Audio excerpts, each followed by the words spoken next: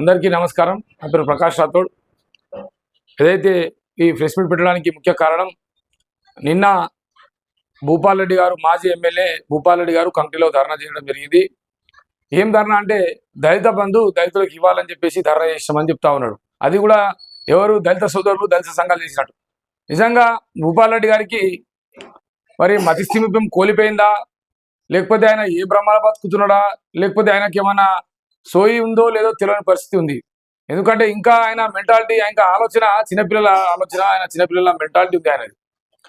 గతంలో ఆయన ఎమ్మెల్యే ఉన్నప్పుడు కేసీఆర్ గారు ఏమో దళిత బంధు పథకం తెచ్చినా అని చెప్పేసి అన్నాడు. అంటుండి నా భూపాల్ రెడ్డి గారు, అది ఒక చిన్న పిల్లవానికి, రాజకీయంగా అవగాహన లేనటువంటి వాళ్ళకు, లేదంటే రాజకీయాలకు సంబంధం లేనటువంటి వాళ్ళకు, ఎవరికి అడిగిన రాష్ట్రంలో ప్రతి ఒక్కరు కూడా చెప్తారు ఏమని, కేసీఆర్ గారు కావాలని చెప్పేసి ఈటల రాజేందర్ గారిని ఓడించడానికి హుజరాబాద్ లో తీసుకొచ్చినటువంటి ఒక బోకస్ దళిత బంధు తప్ప దళితుల మీద ప్రేమ లేదు.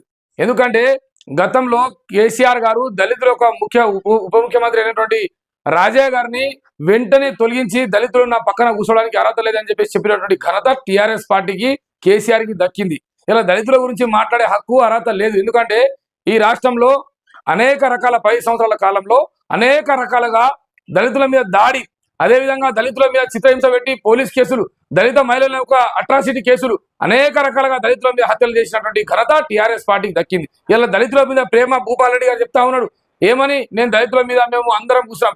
ఒకవేళ మీకు నిజంగా చిత్తశుద్ధి ఉంటే కేసీఆర్ గారికి ఏమన్నాడు, నేను మాట తప్పితే నేను రాళ్లతో కొట్టుండే అని చెప్పేసి. మరి ఏ రాయితోని కేసీఆర్ గారికి కానీ భూపాల్ రెడ్డి గారిని కొట్టాలో ఈరోజు చెప్తా ఉన్నాం. ఎందుకంటే ఈరోజు మీరు ఏం చెప్పారు, దళితులకు ముఖ్యమంత్రి చేస్తామని చెప్పేసి చెప్పారు. మరి దళితులకు ముఖ్యమంత్రి చేసిర్రా? అదేవిధంగా దళితులకు 3 ఎకరాలు భూమి ఇస్తున్నారు, ఇచ్చిర్రా? అంటే ఇది ఎంత మోసం, ప్రజలందరూ కూడా గమనించాల్సి చెప్తా ఉన్నాం. కావాలని చెప్పేసి దళిత బంధు ఏమేమి శాంక్షన్ చేసిన డబ్బులు, మరి శాంక్షన్ చేస్తే ఎలక్షన్ ముంగటే ఎవరైనా శాంక్షన్ చేస్తారా? తెలివినోడు, ఒక ఆలోచన ఉన్నాడు, ఒక దళితులకు అభివృద్ధి చేయాలని చెప్పేసి ఒక 5 సంవత్సరాలు 2 సంవత్సరాల ముందు నుంచి మేము గడ్డి వీకిర్రా? అంటే ఇలా ఎలక్షన్ వచ్చిందని చెప్పేసి ఏదో మేము ఇస్తున్నామని ఇట్లా ఇచ్చినట్టు నోటి కాడికి బువ్వ ముంచుకోరు. ఇలా దళిత బంధు శాంక్షన్ చేసినామని గొప్పలు చెప్పే మీరు మరి దళిత బంధు ఎందుకు సక్సెస్ చేయకపోయారు? మరి ఎందుకు దళితుల వ్యతిరేక వచ్చి టీఆర్ఎస్ పార్టీని ఎందుకు బొందబెట్టిరో అర్థం చేసుకోండి. ఎందుకంటే ఈరోజు దళితులు ఈ రాష్ట్రంలో చాలా మంది పేద ప్రజలు ఉన్నారు, వాళ్ళకి దళిత బంధు కావాలని చెప్పేసి అన్నాం, కానీ ఆ దళిత బంధు సక్రమంగా అమలు చేయలే. మీ కార్యకర్తలకే ఇచ్చిర్రు, మీ కార్యకర్తలు ఇచ్చినా కూడా వాళ్ళ దగ్గర డబ్బులు తీసుకురు. నిజంగా భూపాల్ రెడ్డి గారి దమ్ము ధైర్యం ఉంటే, నిజంగా దళితుల మీద ప్రేమ ఉంటే వచ్చే ఎన్నికల్లో భూపాల్ రెడ్డి తప్పుకొని దళితులకు సీట్ ఇవ్వమను. ఖచ్చితంగా మేము అందరం భూపాల్ రెడ్డి ఖచ్చితంగా ఆయనకు పాలాభిషేకం చేస్తాం. దళితులకు సీట్ ఇవ్వమని చూద్దాం. భూపాల్ రెడ్డికి సీట్ వదులుకొని, ఎమ్మెల్యే సీట్ వదులుకొని భూపాల్ రెడ్డి దళితులకు ఇస్తే ఖచ్చితంగా ఎస్సీ ఎస్టీ బీసీలం అందరం కూడా ఆయనకు పాలాభిషేకం చేస్తాం. ఒక దమ్మునదా భూపాల్ రెడ్డి? మరి దళితుల మీద మాట్లాడే అర్హత ఉందా? మరి దళితులకు ఏం చేసింది ఆయన? అందుకనే ఆయన మాట్లాడే ముందు జాగ్రత్త మాట్లాడి. ఇంకోటి, వాళ్ళు కాంగ్రెస్ మండలంలో ఎవరైతే ఉన్నారో నాయకులు, వాళ్ళ పేర్లు ఎందుకు అంతా, కానీ వాళ్ళందరూ కూడా దళితులను మోసం చేసినట్టు వాళ్ళే. దళిత కాలనీలో మీకు సిగ్గు శరం లేదు, ఇంకా మాట్లాడుతూ దళిత కాలనీలో అక్కడ రోడ్ పోవడానికి, లేకపోతే ఆ ఊరంతా కూడా పాపం బురదలో తర్వాత అనేక రకాల బాధపడితే దళితులు ఉన్నారని చెప్పేసి కేవలం కక్షతోని రోడ్ వేయలేరు. అట్లాంటి వాళ్ళ మీరు దళితుల గురించి మాట్లాడుతూ, అంటే దళితుల మీద ఇలా మీరు మాట్లాడే అర్హత మీకు కోల్పోయారు ఎప్పుడో. ఇలా దళితుల మీద ప్రేమ పుట్టించుకోవాలా, దళిత ఓటుని ఎట్లా తడుకోవాలని చూస్తారు. కానీ దళితులు ఎవరు కూడా అమాయకులు గారు. మా సోదరులు బహుజన వాదం, అంబేద్కర్ వాదం ఉంది, వాళ్ళందరూ కూడా కరుడు కట్టినటువంటి బాబాసాహెబ్ అంబేద్కర్ వారసులు.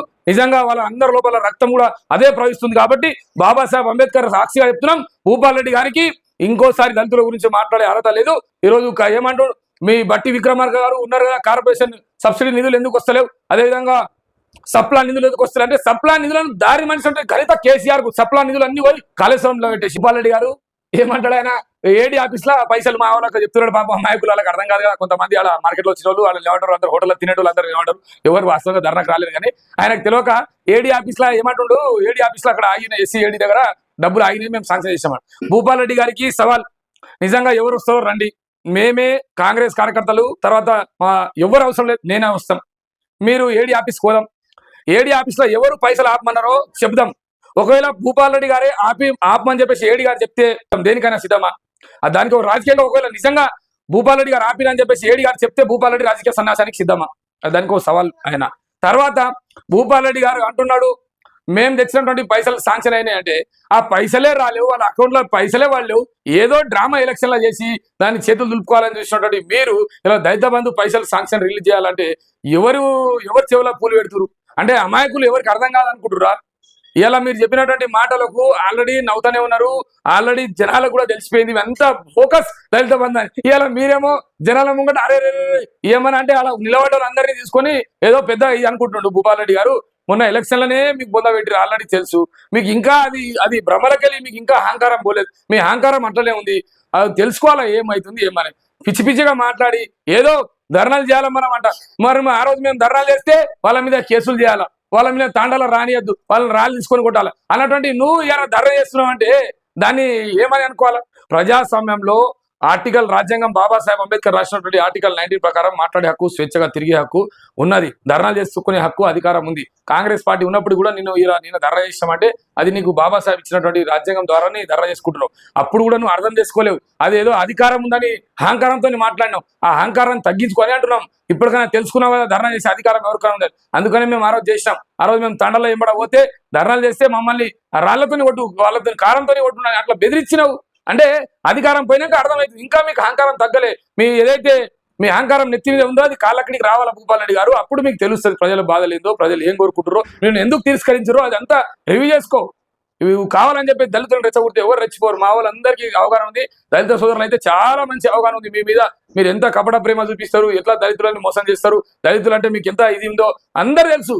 మీరు దళితులు కనీసం మీ చరిత్రలో ఈ నారాయణఖేడ్ నియోజకవర్గంలో ఒక జడ్పీటీసీ కానీ, ఒక మార్కెట్ కమిటీ చైర్మన్ కానీ, ఒక ఎంపీపీ కానీ చేసినటువంటి ఘనత మీకుందా? భూపాల్ గారికి ఇప్పటికైనా తెలియజేస్తా ఉన్నాం. మీ ఎంబడున్నటువంటి కార్యకర్తలకు కానీ మీకు కానీ తెలియజేస్తా ఉన్నాం. నిజంగా మీకు దళితుల మీద చిత్తశుద్ధి ఉంటే మీరు దళితులకు క్షమాపణ చెప్పండి. ఎందుకంటే మేము గతంలో తప్పు చేసాము, దళిత బంధు ఇవ్వలేకపోయినాము, మీ కుటుంబాలు ఆదుకోలేకపోయినామని ఒక బహిరంగ క్షమాపణ కోరండి. కానీ దళితుల మీద ఇట్లనే అవాకులు చవాకులు వేలి ఇట్లనే మాట్లాడితే నైతికంగా భూపాల్ గారు చెప్తా ఉన్నాం. భూపాల్ గారికి దమ్ము ధైర్యం ఉంటే సవాల్ కాంగ్రెస్ చౌరస్తా మీదనే రేపు ఎప్పుడు వస్తాడో రమ్మను. దళిత బంధు కాంగ్రెస్ మండలంలో ఎంత శాంక్షన్ చేసిండో చెప్పుమను. ఎంతమందికి ఇవ్వడానికి రెండో విడతలో ఫస్ట్ విడత ఎంత శాంక్షన్ ఎంతమందికి ఇచ్చిండో చెప్పుమను. ఇలా మాట్లాడుతున్నాడు. మీ ఎంబడి ఉన్నటువంటి వాళ్ళు కూడా వాళ్ళకి దళితుల మీద ప్రేమ, వాళ్ళ నిజాయితీ ఉంటే వాళ్ళకు నైతికంగా భూపాల్ గారికి సవాల్ ఇస్తున్నాం. వాళ్ళకు కూడా మీకు కూడా వాళ్ళకి దళితుల మీద ప్రేమ లేదు, కనీసం దగ్గర రానటువంటి పరిస్థితి ఉంది. అందుకనే సవాల్ ఇస్తున్నాం. నైతికంగా భూపాల్ సమాధానం చెప్పాలా. అదే విధంగా మీకున్నటువంటి ఏదైతే ఇంకుడు చిన్న చిన్న ఇది ఉందో అది మితిమైన జ్ఞానం, ఆ జ్ఞానాన్ని మీరు పెంచుకోండి. మనం పోదాం, ఎక్కడ ఆగిన చూద్దాం. ఇట్లా కావాలని చెప్పేసి ఇష్టం వచ్చినట్టు మాట్లాడి దళితులను రెచ్చగొడితే ఇట్లనే ఖబర్దార్ అని చెప్పేసి తెలియజేస్తా ఉన్నాం.